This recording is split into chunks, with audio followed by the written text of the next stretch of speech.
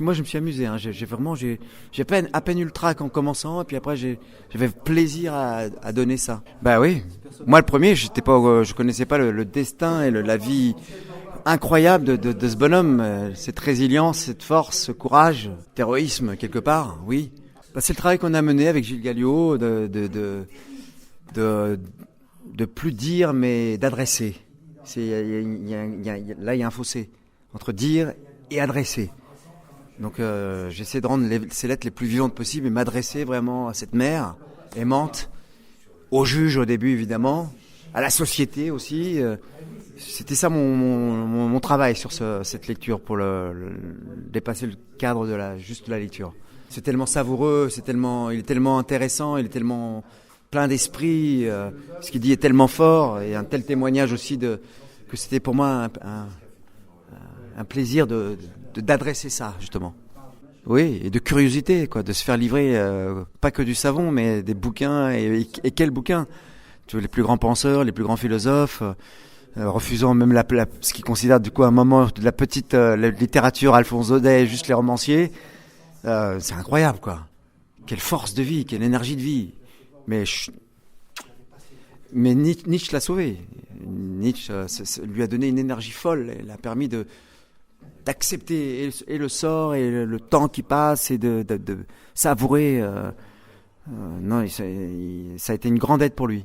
Ouais, bah là, c'est ce qu'il dit au début. Si on m'avait pas condamné, rien ne me destinait à l'illégalisme. C'est juste un coup de vis de la gendarmerie comme c'était la chasse aux anarchistes à ce moment-là, qu'on poussait ce mec qui était même pas un anarchiste à devenir un anarchiste pour le piéger tout de suite et le mettre en. C'est terrible. C'est un destin terrible. Il paraît, mais il y a rien qui le prouve.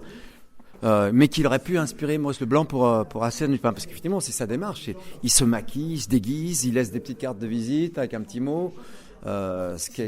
Oui, voilà. Donc, alors certains disent que c'est pas vrai, d'autres que bon. Moi je laisse la légende perdurer et opérer. Bah, l'actualité là,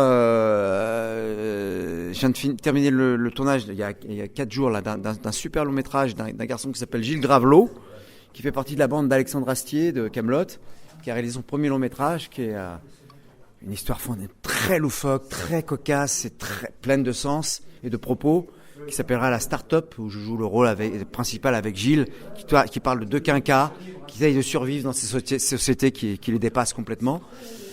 Après, à la rentrée, à la fin août, début septembre, j'ai une superbe série que j'ai tournée il y a 2 ans en Australie pour Disney+. Je suis parti pendant 1 an en Australie, qui s'appelle Le Nautilus, qui va être diffusé donc en France sur France Télévisions, aux États-Unis sur AMC et en Angleterre sur Amazon UK, qui est une super série où le showrunner s'est amusé à imaginer le début de l'aventure du Nautilus, parce que dans les œuvres de Jules Verne, c'est dans 20 000 lieues sous les mers ou l'île mystérieuse, c'est un vieux Nautilus avec un vieil équipage de gens misanthropes qui fuient l'humanité. Et là, ils ont inventé, mais au début, c'est quoi ? Qui a construit ce Nautilus ? Pour qui ? Pourquoi ? Qui est cet équipage ? Et dans une série dans laquelle j'ai la chance d'interpréter le rôle de l'inventeur du Nautilus. Donc, un très beau rôle. Et donc, voilà, ça a passé là, normalement fin août, début septembre sur France Télévisions. Puis l'année prochaine, il y aura aussi la tournée du spectacle que j'ai joué pendant 1 an à Paris, là, qui est Le Repas des Fauves, que j'ai joué du mois de septembre jusqu'au 15 juin, qui était un succès phénoménal, qui a un texte fantastique. Et dont je suis censé faire la tournée la prochaine entre janvier et mars-avril. Voilà. Moi aussi, j'ai hâte de voir ce que ça donne.